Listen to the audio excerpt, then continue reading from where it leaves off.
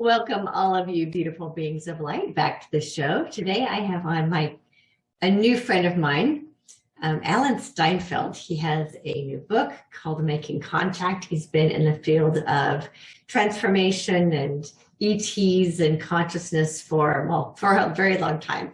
And I'm sure that you will enjoy meeting him. He's a new friend I've met a couple of times over the last few months. I'm really looking forward to learning more about him, what got him into the work that he's doing, now, and all of that. Before I bring him in, I just want to let all of you know that my next class is available for registration. The Transcendence process starts up again in June.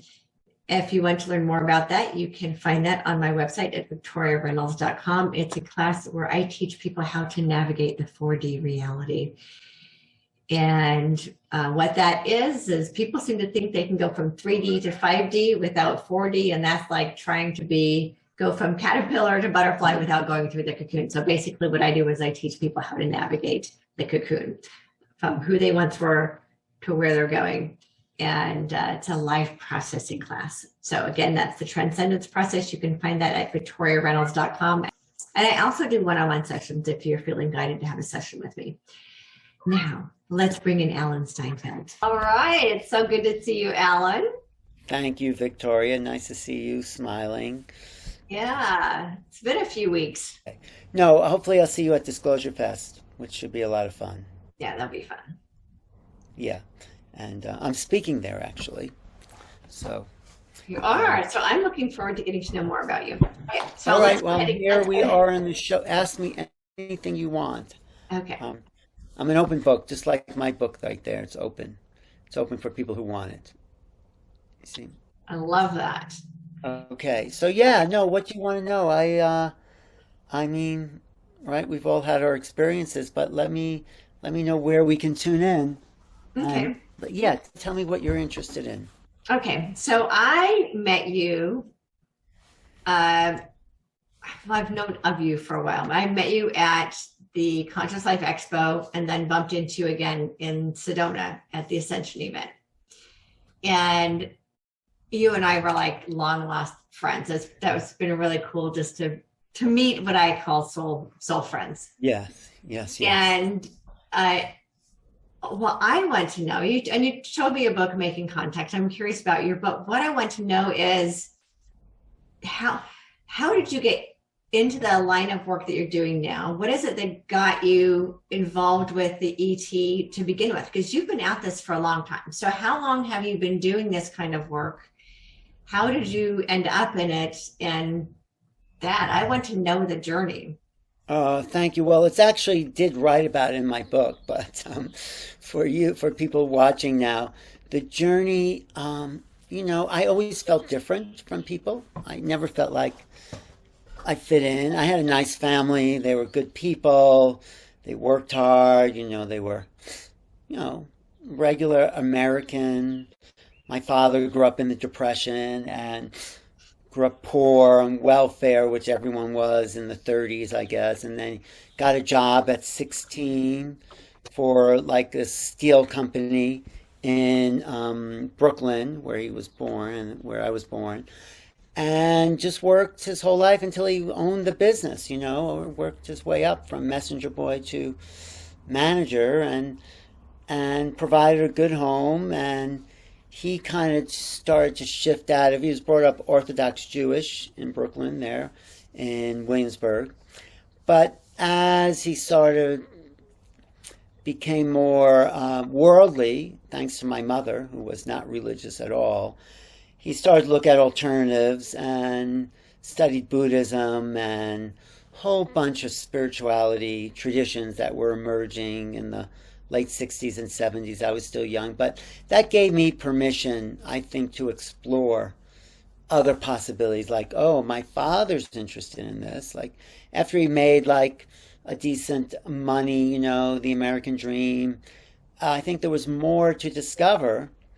And so we would go on retreats together sometime. We went on Mishio Kushi retreat at the Macrobiotic Center. We ate brown rice for 5 days. we did a lot of like spiritual explorations together.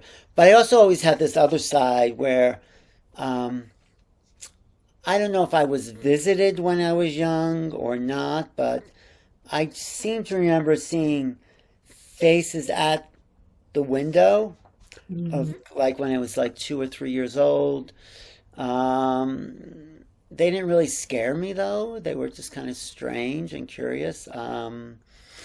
Let's see. And then I read a lot of science fiction when I was growing up in elementary school.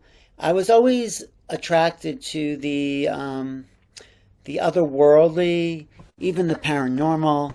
I would have like out of body experiences when I was younger, where I would feel myself floating out of the body. Also felt like I was being pulled out of my body at some point. I don't know if that was by negative ETs or something, but it was very strange experiences of feeling really like being yanked out of my body. Also, I was kind of a hyperactive kid, and I could never fall asleep. I still sometimes have a problem falling asleep. So I developed like at 2 or 3 years old my own little form of meditation where I'd close my eyes and just look straight ahead, like with your eyes closed, but looking to see into the darkness. And then I would start to see this like white light, this like field, and somehow that expanded my consciousness, if I could say that. Just made me aware of other levels of reality, other levels of consciousness. And of course, people explore that with drugs. I was never that interested in drugs because I felt like I could alter my consciousness through meditation or going inward, you know. I discovered as a child, or what came to me, there seems to be just as much of an infinite world inside as there is outside. It's easy to see how infinite the world is looking out your window, but could it be that infinite inside of us? So that sort of gave me a spiritual perspective and made me look at some spiritual literature, start to explore what is spirituality. I knew it wasn't anything like religion, because religion was so boring, so dogmatic, at least for me, so disconnected from spirit. And when I started to explore these other realms, it's like, oh yeah, there is something that maybe is beyond the physical. I think when people say they're interested in spirituality, it means that there's more than just the physical realm. And then I saw my first channeling in 1981 with Ramtha, the Enlightened One. Do you remember Ramtha and Jay-Z Knight? Did you ever get exposed to that? And the name's familiar, but I don't really know it. Were you interested in channeling in the 80s, 70s, 80s? No. So I grew up in an extremely fundamentalist. I grew up in a religious cult. I didn't even own a television. What cult was that? It was fundamentalist Mormonism, but it was in Montana. So you were Mormon. You grew up Mormon. Not regular Mormon. But fundamental. Yeah. And when did you, I'm not, let me interview you. I will interview you at some point. But what was your moment of awakening? Like, wow, there must be another world out there.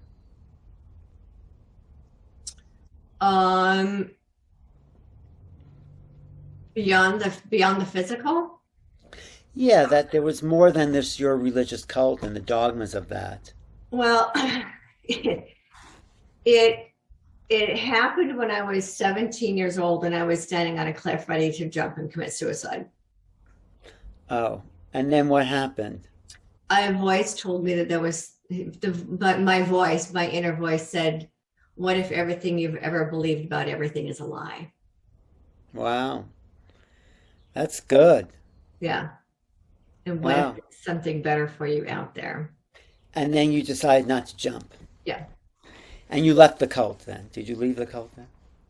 Not then. I had to wait for a situation. I was only 17. I didn't have a car. I didn't have any money. I didn't have any way to get out.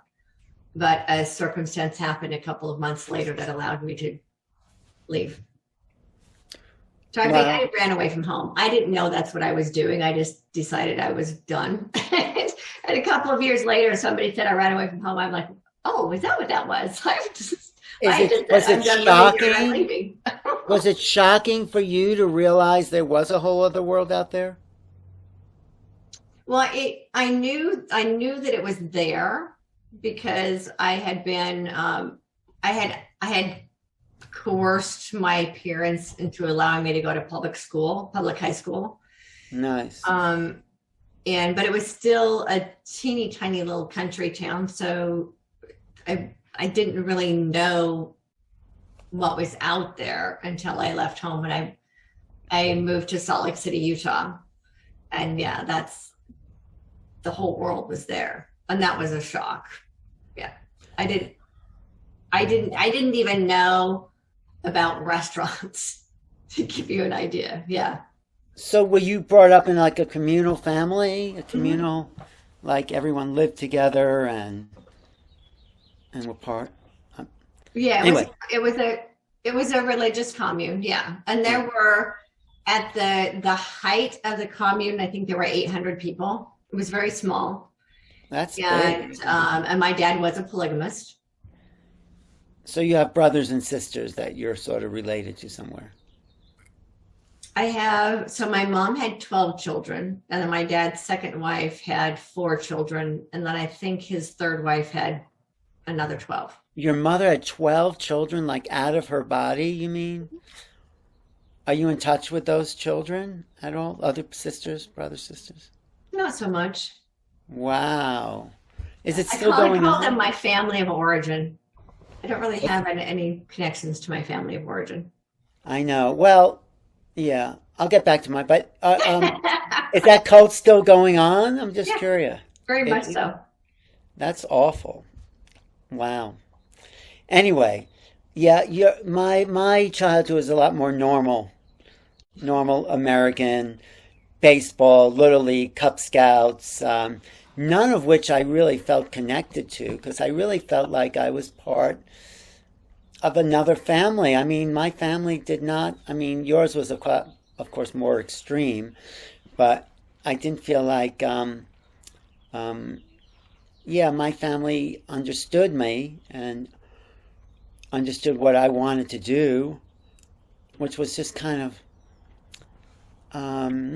draw, make art, think outside the box, I didn't seem to fit in somewhere. Yeah.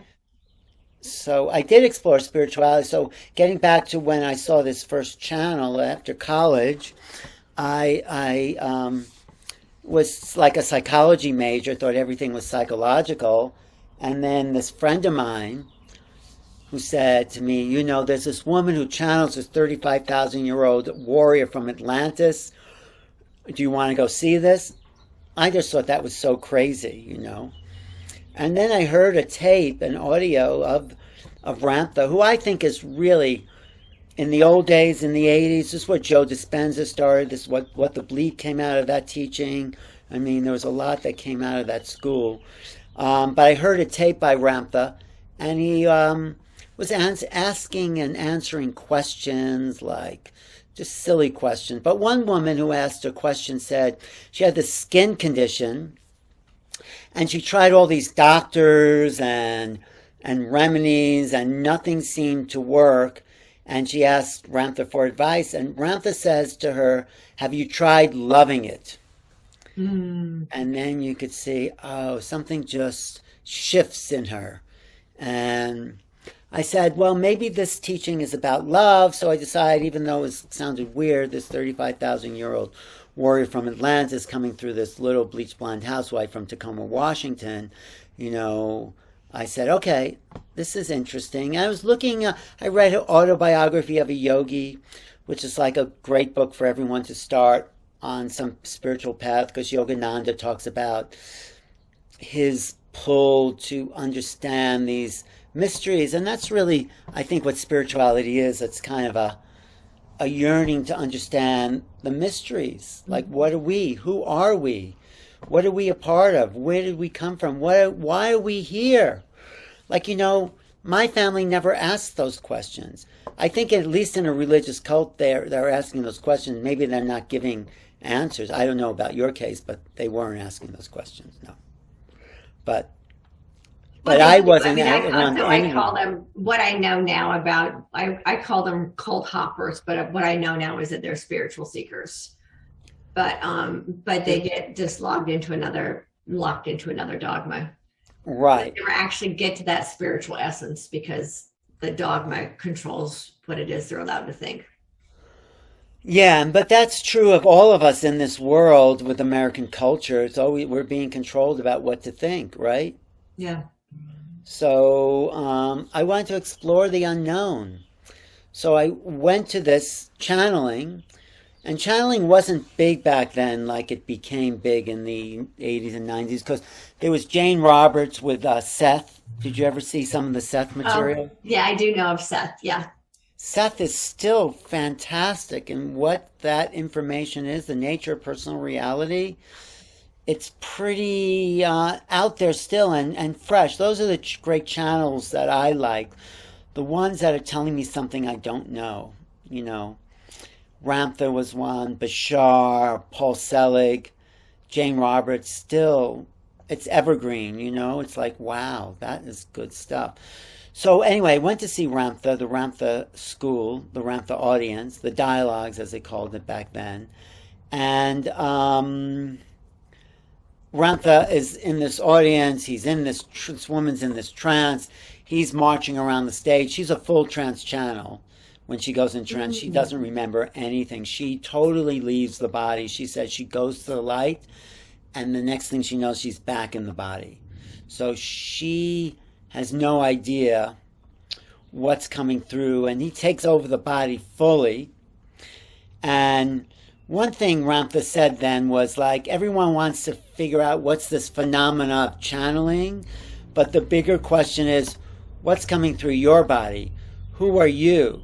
Where's that voice coming from? I thought that was a really interesting point of view. Where is this thing that we are? Where's the source of that? Right? Isn't that interesting? Sort of. Mm-hmm. It's really interesting. Right. And then Ramtha said, then he's answering questions. Then he calls on me and he says, "What say you, beloved entity? How be you this day in your time?" And I said, "Me? Are you talking to me?" Because it's so Shakespearean. What say you, beloved entity? He says, "You're your most contented entity." And then it was like, I went to this altered state. It was like everything became a little misty, a little, not surreal, but a little, not fog, but like a little shifted. The reality shifted in a sense. And I felt like it was like this energetic connection between me and that being in the middle of the room. And it's like, oh, there is something more than the body. There is. And that was my first experience of that awareness, that we are greater than our bodies. We have a body, and they're fantastic, and we want to take care of them and love them because this is our child. We want to give our child poisons or toxins. We want to nurture the child so it can give us this beautiful earthly experience. But there's something that's in the body that is greater than the body. So that was like an awakening. That was a moment of, oh, sort of like, now I remember who I am. And maybe that happened to you when you were about to jump off your cliff or something. But I think everyone, not everyone, but people who are on this path have a moment where they realize that there's more to them than their personality, than their mind, than their possessions and their name, and their identity. There's the thing that is transcendent, which is the real identity, the real sense of being.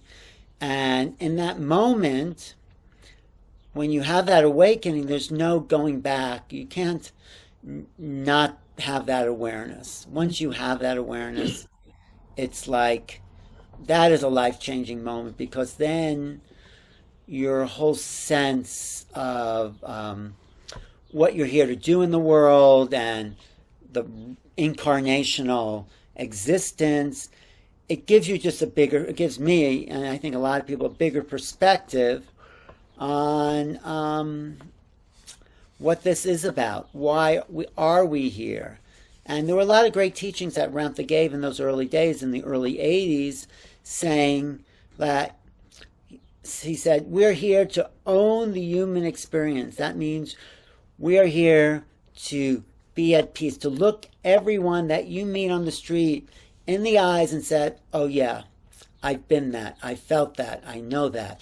And when you can own the human experience, which means that there's nothing you will encounter that is too much or shocking or you haven't somehow felt.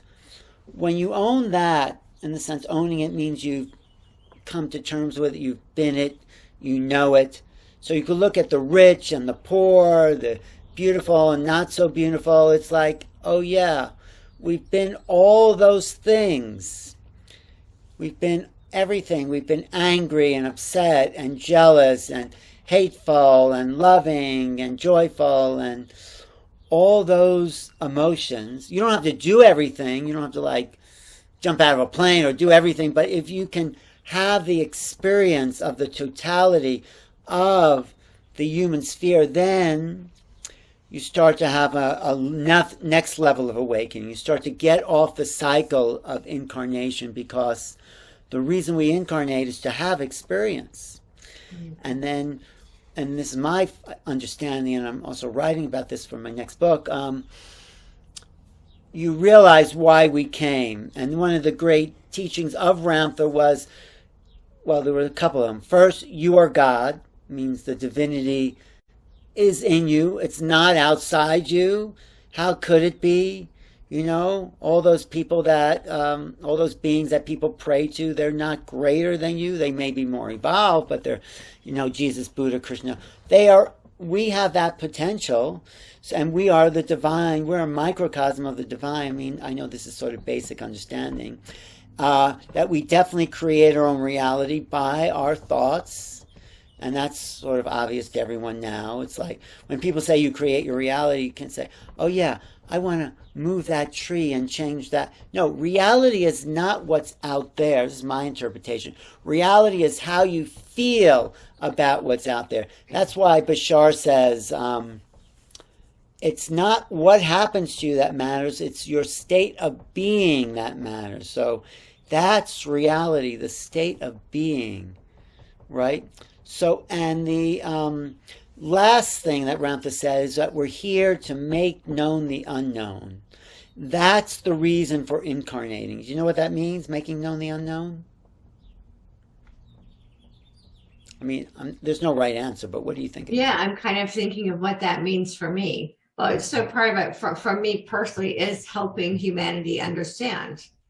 Right. What the unknown is so that it can be known. Yeah. Right. That's part of it. I think for me, it's the act of creating. So we're here to emulate creation, emulate creators, the creator, if you want to call it that, or creation, as creators, as fractals of creation. So our biggest gift, I think, to existence is to bring more of something from the unknown into the known. And we do that by art, creating, speaking, doing podcasts, doing things that add to the human experience. And because we're here to have experience. We've incarnated into this 3D world and bodies because we want experience. That's why when you own it all, it's like then you graduate. But in the meantime, we can add to the level of experience by bringing in new creations, bringing in something And that's why I'm so drawn to art and creativity, because that's where, and music and dance and everything that activates the creative potential, because those are new experiences that we're bringing into the manifest world. So yeah, it's great to have a family and job and all those things, but those are all to the service of the action of creation. Mm-hmm. William Blake said the imagination is the true essence of the human being. So, and no one knows where the imagination comes from. It just comes through us. It just comes to us. So the downloading of the ongoing level of existence into our sphere of awareness, and then the creation of that imagination as form, I think, is a way of making known the unknown. Does that make sense? That makes perfect sense. Yes. Okay. Yeah. So I've been doing it. I love doing films and interviews and discovering, my program's been called New Realities. I should show you a little clip of my program, New Realities. Should I? Sure. Do you want to see what I've been doing for the last...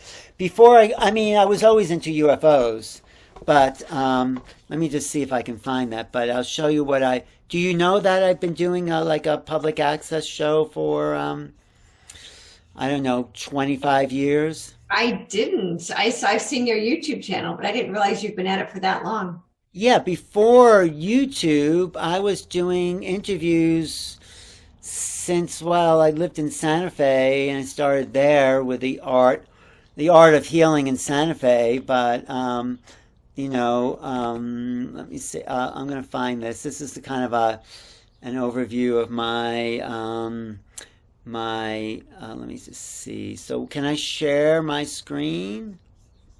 Okay. So here, this is a little overview of my career in broadcast. You see that on your screen? Mm-hmm. All right. This is a little, I call it electronic press kit.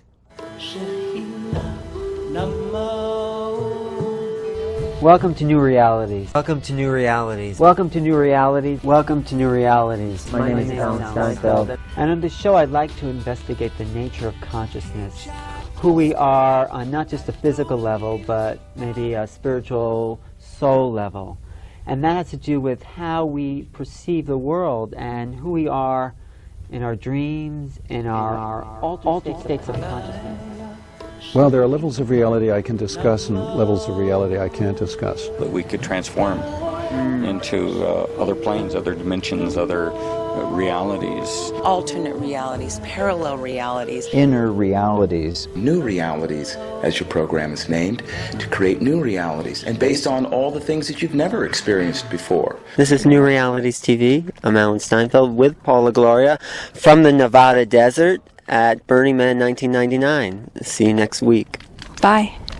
And I've been doing this program for the last 15 years, and it's about exploring the expansion of our consciousness.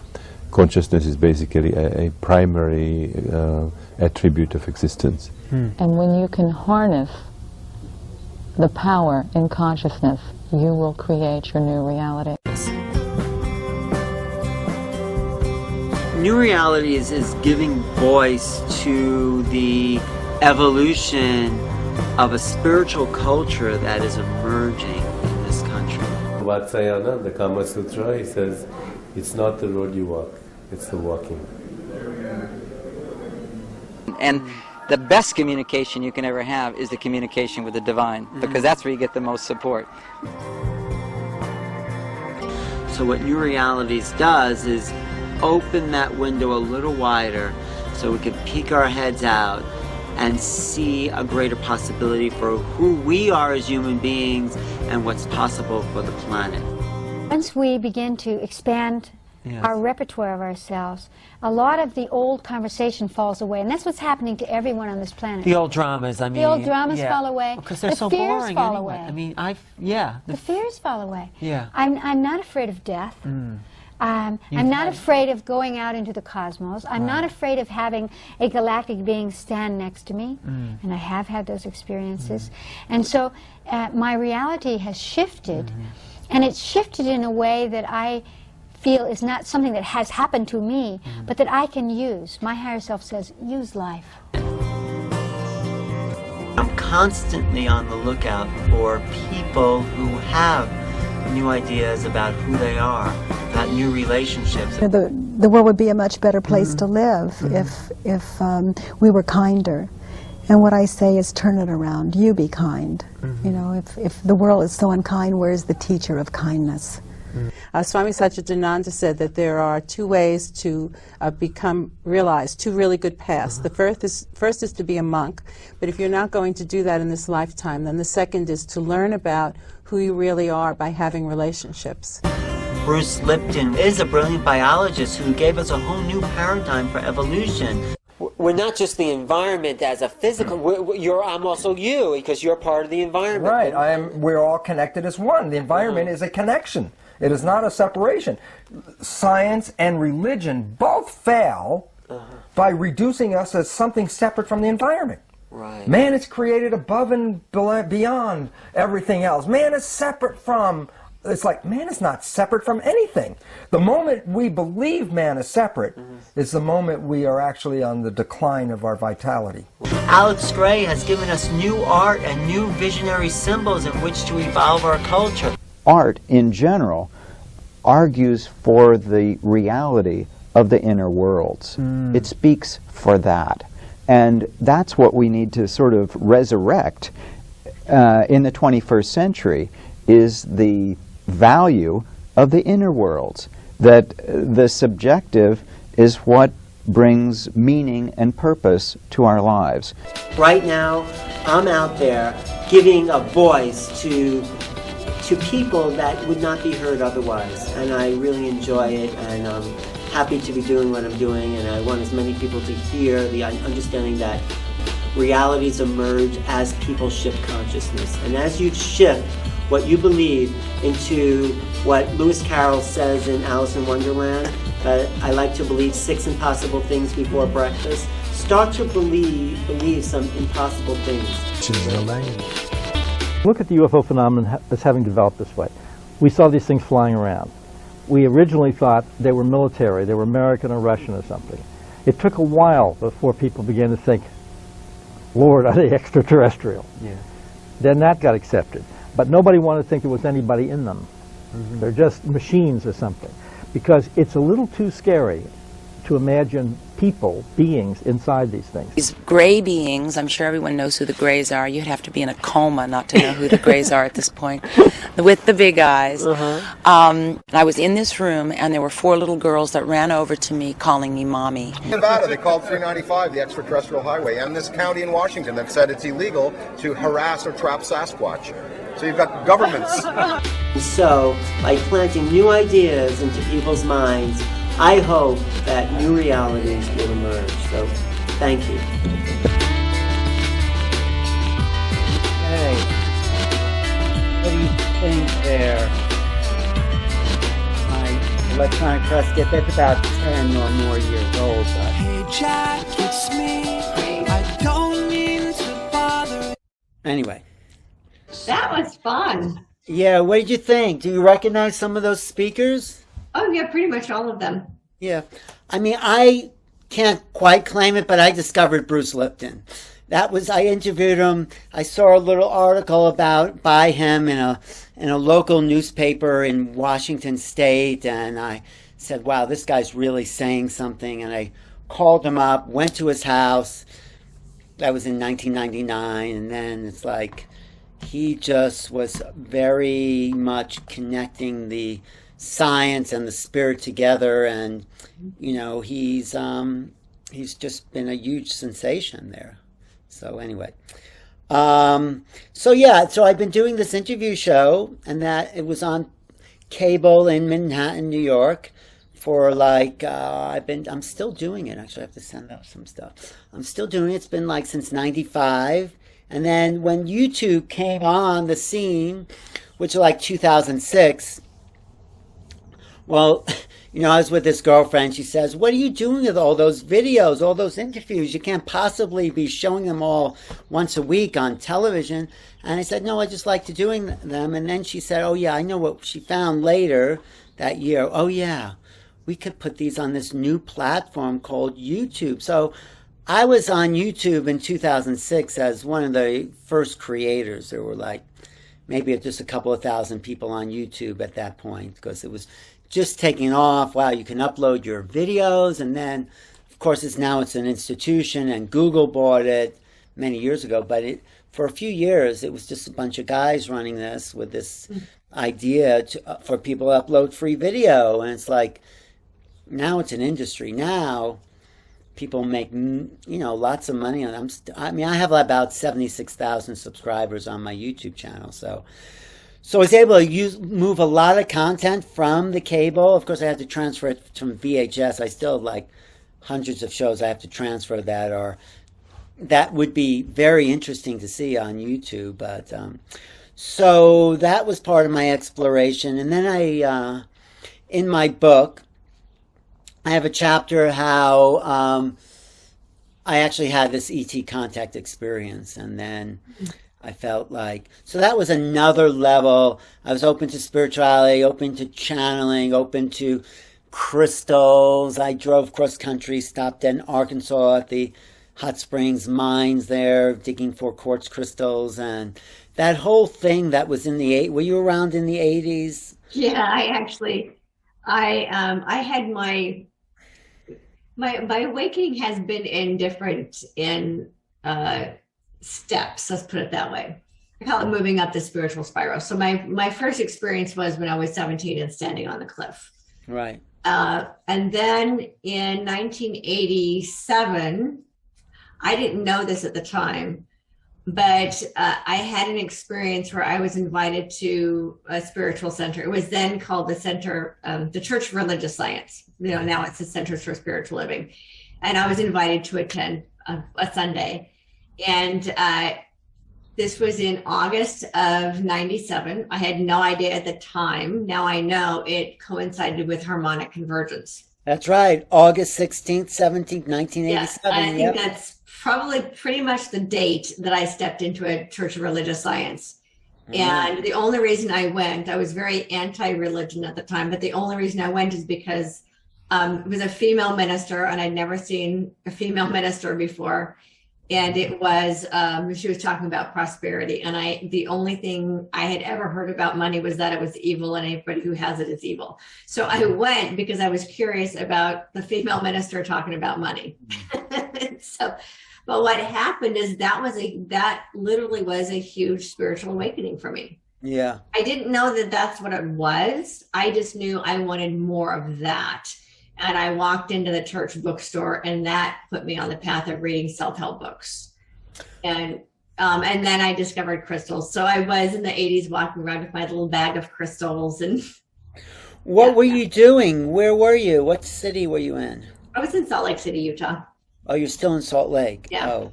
I left Salt Lake, I think, in 88 or 89. It might have been 80. I was still pretty young. I was only in my early 20s. And then I moved to California. And then you got married in California, had children, and that was later. Yeah, I didn't get married. I got married in 93. Right. And now you have 2 children, right? I have 2 children. My daughter just turned 20 last week, and my son is 16. Oh, 16. I see. Yeah. Great. So I still have a high schooler. I'm still doing the mom thing. Right. Well, so then you heard about later the harmonic convergence, right? Yeah, I didn't know about harmonic convergence until, well, I had my real spiritual awakening occurred after the 2008 recession. I call that's when I had that moment that brings us to our knees and wakes us up, the spiritual 2x4 in the back of the head. That occurred for me, but with the 2008 recession. And that's when I woke up to spiritual. What happened? What were the circumstances there? Oh, it was losing everything. Oh, you lost everything. Yeah, in 2008. yeah, and I lost my business, and my husband lost his business, and our house was in foreclosure, and we were in bankruptcy, and both of my kids were diagnosed with learning disorders, and I was like at the bottom of what felt like a bottomless pit, and that's what woke me up. And how did that happen? The wake up, like, do you just say there's more or something? So I had two very small children. I had a 2-year-old and a 5-year-old, and I was dealing with depression. I had suicidal thoughts again, so which I hadn't had since I was a teenager. And I went to my doctor, and he said, well, I'm going to prescribe some antidepressants.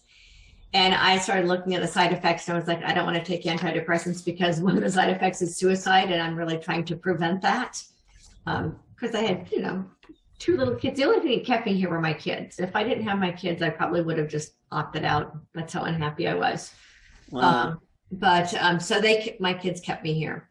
But what happened is I was standing in the line at the pharmacy ready to fill a prescription, and I picked up a pamphlet that was talking about serotonin. So serotonin is the cause of depression, imbalance in serotonin. I was reading this pamphlet that said exercise, that serotonin is produced by the adrenal gland, and that I just needed to get my adrenal gland balanced, not take drugs. The best way to balance your adrenal gland is fresh air and exercise.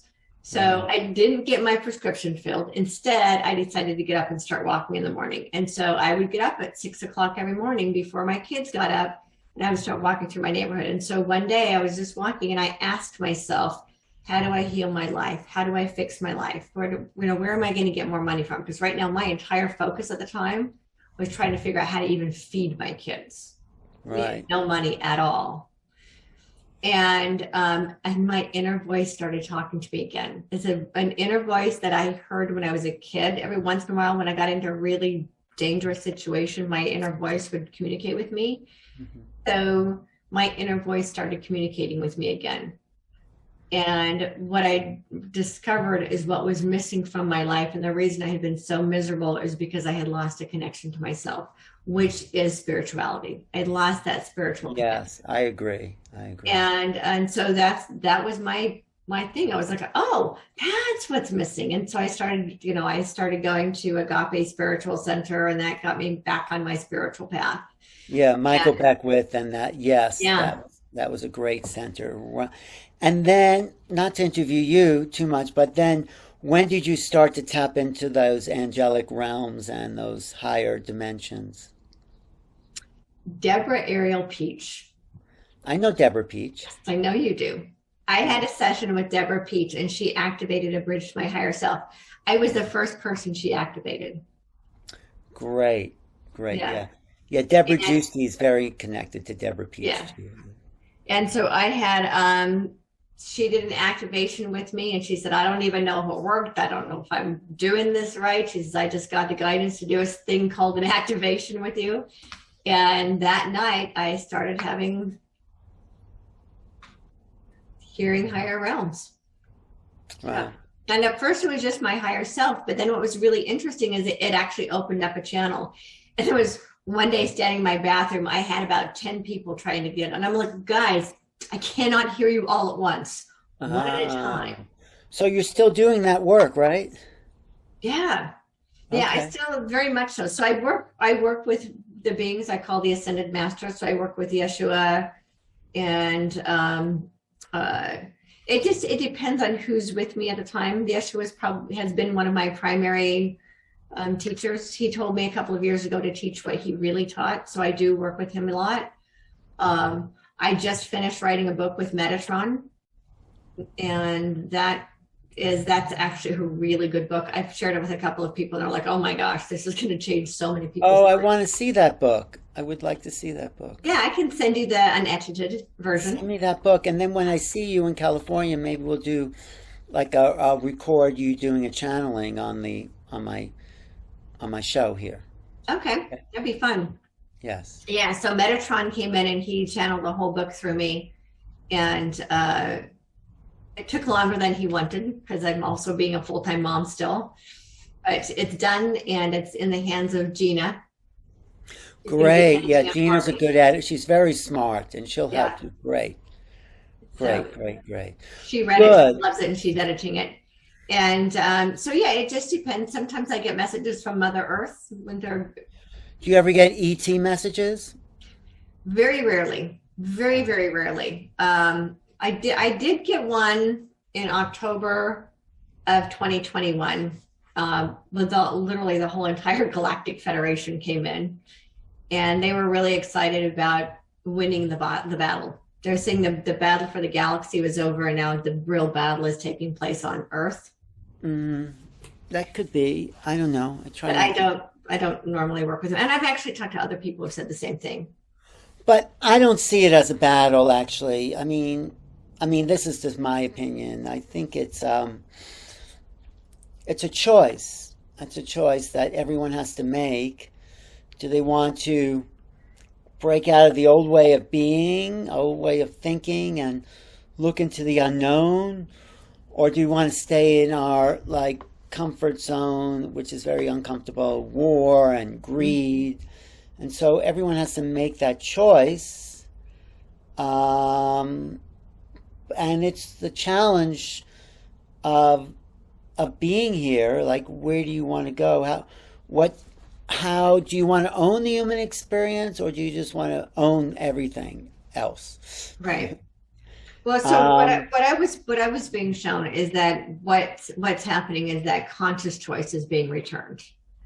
So we haven't had conscious choice here for a long time. Well, some people have, though. Some people. There've been masters. It is going to become the norm. Very few people have even understood the concept of conscious choice. Right. I think when people are, I think maybe it's true partly that when people are presented that they do have a choice, then they'll choose what's best for all people. Right. Not to be part of the corporations that want to make money off of other people. I mean, it's okay to make money, but when you're gouging, there was that thing on the market that I think helped people who were epileptic or something, and they were charging them so much money, and they were brought in front of the Congress, and they said, well, how can you raise that rate? And he said, because we wanted to. Our board of directors want to make money. So we need a new economic system. We need a new educational system. We're not, I think, in schools, you're only taught how to make money, and you're not seeing that there's other reasons for the incarnation, Right. Well, and that's what I was saying, that up to this point, and even our religiosities haven't really explained to people what conscious choice is. So we're not really getting the concept of conscious choice. So what do you think? What do you mean by? But what do you mean by conscious choice? How do you define it? It's the difference between unconscious choice, manipulated choice, coerced choice, for example. Yeah. So right, that's where we have been living in is that our media makes our choices for us, our religions make our choices for us, our movies. It's we have always had choice, but we've had coerced choice. You get this bad choice or you get this bad choice. Which bad choice do you want? Where the conscious choice comes from having an open conscious mind where we reconnect to the true essence of love within ourselves. And then we can say, oh, these are my choices. What are the consequences that come with those choices? So part of it is people aren't really grasping choices and consequences. That's what I mean by conscious choice. They're just making choices, but not really grasping the full consequences that come with the choice. That was part of what happened to me in August of 87. That was the very first time in my life I had heard that I get to choose the direction of my life, and that my life wasn't predestined by anybody else, and that there are consequences for the choices that I make, and that I am responsible for the consequences of my choices. So many people who haven't even learned yet to grasp the idea of being responsible for their choices. They're just making choices. Right. And I think this is what, I think spiritual awareness does make us more conscious of our choices. Yeah. So I agree with you. Thank you. Thank you for putting it out there.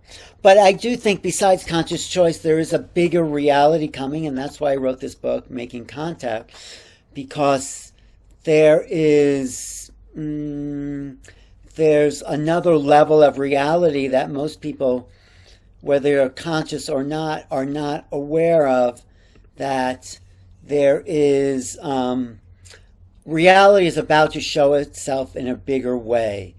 And I've made this, I'm producing this upcoming, let me show you, this upcoming series based on the book, because the book is not just my book. I have the best people in the business, in the field, I would say, talking about what they think is coming down as we start to grow our reality into these bigger levels of awareness. So let me just show you. I love how you put it, what's coming down, because that's actually what it is.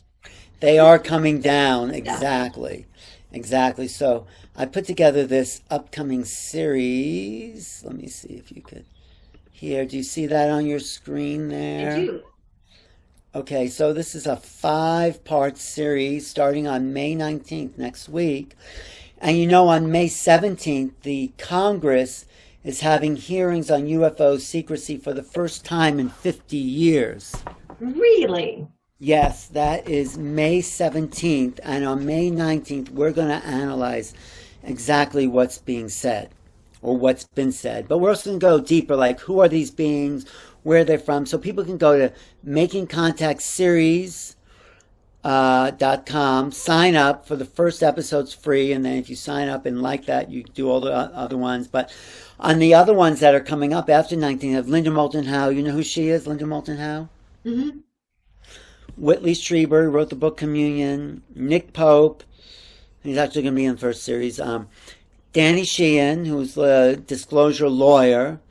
JJ and Desiree Hurtak, who are brilliant in their understanding about the cosmology. Stephen Bassett, who is a lobbyist in Washington for UFO Truth. Mary Rodwell, Carolyn Corey, just did a great movie. Travis Taylor from the History Channel, Dave Mason, Adam Apollo, Marina Seren, Kamara Jones, and more.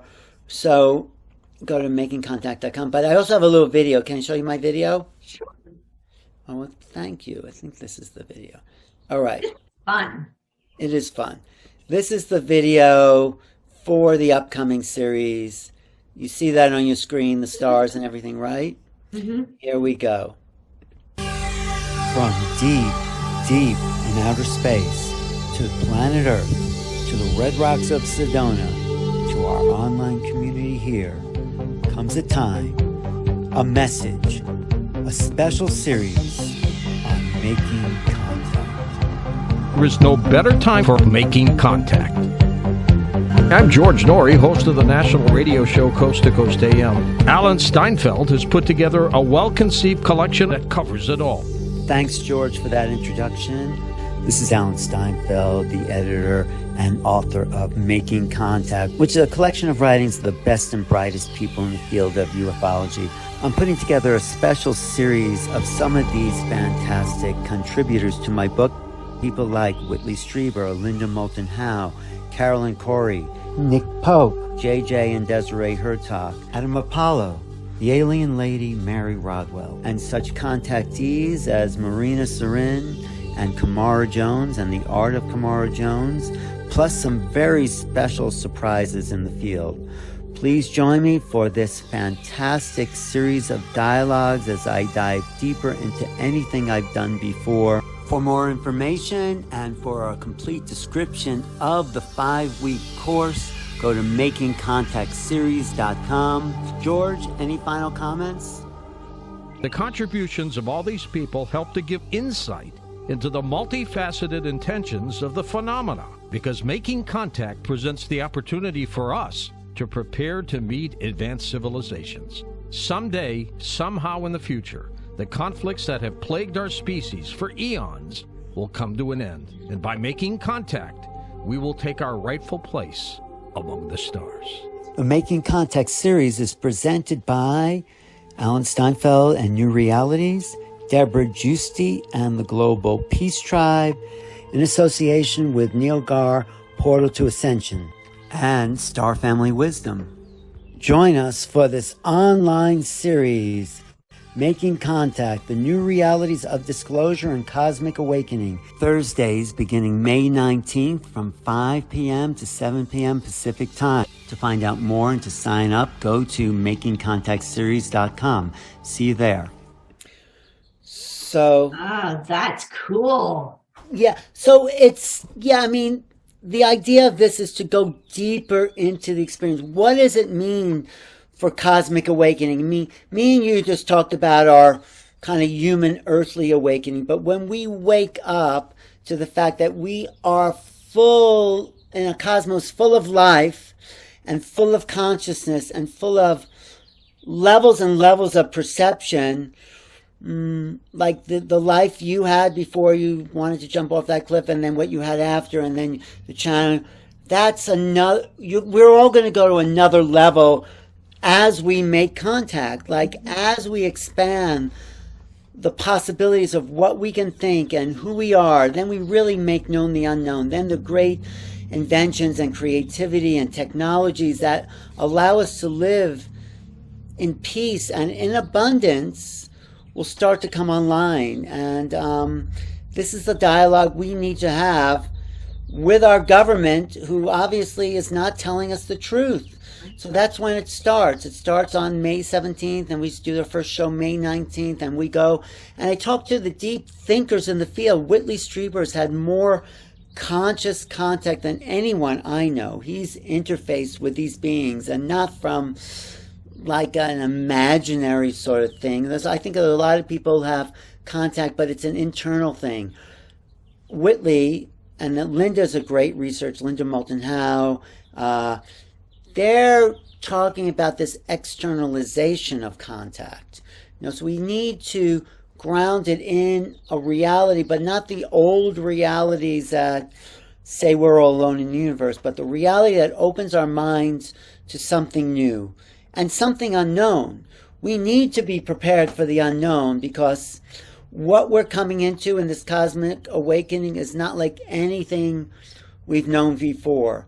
So this is a preparing for the new realities of extraterrestrial existence. It's the subtitle of my book. You get that on Amazon, because we need to be prepared for what we don't know and what nobody knows, but at least we need to tell people there's a more to reality than we've been taught, brainwashed, mind controlled to think, and that this is a very positive thing, and that it's an expansion of who we are as human beings. Mm-hmm. It's not so much, there's aliens, but so what? Who are we? How do we rise to the occasion to meet the other and become more of ourselves? So it's a spiritual awakening as well. It's just like, oh yeah, there's other beings out there. We have to change. We have to fundamentally change who we are and what's possible. So that's the exciting part of all this, How do we become bigger, different, more evolved humans in the face of something that beyond what we know? And it's going to make a lot of people uncomfortable, because their religion hasn't prepared them, their politics, their education, their media has laughed at this, and suddenly it's in their face, I think. So we just need to keep waking each other up, right? Yep. Ram Dass says we're all just walking each other home. Mm-hmm. So that's our job. I love that. Yes. So it's really been fun. Great talking to you. Thank you for your inquisitive nature. And I love all this stuff. I always say, so even literally, I was a Trekkie way back in the 80s. Me too. I love that. Yes. And it's what I find really fascinating is in Star Trek, it talks about the Galactic Federation, and now I'm like, oh my gosh, it's actually real. I think so. And I've been hearing the term from my team, as I call them, first contact, that we are going to be making first contact very soon. Well, there's that movie out by Darryl Anka called First Contact, which is do you know that film? Mm-mm. Oh, well, that's all about first contact, making contact. Yeah, and the other term that I started seeing in 2020 that my team was telling me is event horizon. So there is an event that's coming that we can no longer deny, that we're not part of something much bigger than we've always been told. Well, that's why I wrote this book. It's a preparation for the event horizon. Okay. And so I think I'm very positive about it. I mean, some people say, oh, they're negative beings. Well, there's negative people, but most people you meet are sort of nice. They're friendly, they're open, they're loving, and I think the rest of the universe is like that as well. So thank you, Victoria, for being so open and sharing. Oh, you're welcome. And thank you, Alan, for being here. This has been fun. Yes, and I want to hear more about you. So when I see you, we'll do a person up close interview, okay? Okay, that sounds great. And you could tell people to come to Making Contact, to go to the Making Contact series, because that's what I'm really promoting these days, because I think we need the deeper dialogue, because we're not going to really get it by our government. And Danny Sheehan, who was working with some people inside government, is going to be instrumental in bringing forth the truth about what's really going on here. So that's really, really exciting. And what I love about this is a subject too that bridges the divide. Do you know what I mean? Because there are people who have themselves in different camps. Right. And that this is one of those conversations that it doesn't matter what your political persuasion is, what your whatever side of whichever divide you see yourselves on. This is one of those subject matters that bridges the divide. So I think it's really important to be having these conversations. And this is one way that humanity can start coming together in unity, instead of having all these arguments about who's right and who's wrong. This is one place where we can come together and unify. And absolutely. I'm very excited about it. And I know what the new world looks like, what New Earth looks like. I've seen what it looks like, and it is spectacular. And all these stupid conversations we're having right now are really... Stupid conversations about what? Oh, just petty, meaningless conversations about... let me just try to think of one. Oh, whose religion is right and whose religion is wrong. Oh, yeah. Or right? Politics and all that. Yeah, and politics, like who's, Democrats versus Republicans. For me, those are like petty little conversations that just keep us divided. Right. Let's having conversations about what's really important. And from the loving center of all of us, and from a unified conversation of how can we actually create peace on Earth? We know it's possible. How can we actually come together and create it? Instead of talking about all these little things that keep us divided. Exactly. Thank you. Well, this has been fun for me. Thanks so much for taking the time. Oh, thank you for being here. I look forward to seeing you again next month. Definitely. We'll be there in person. Okay. Thanks. I'll talk to you, Victoria. Okay. Bye. Bye. Thanks. Mm-hmm. Bye. Thank you for being here today. I hope that you have enjoyed the conversation with Alan as much as I did. And as always, remember to hold your light so high others can't help but see their own light. Together we are creating a world of peace, love, harmony, prosperity, and freedom for all life on Earth. And as always, get bold, be fearless, and live free.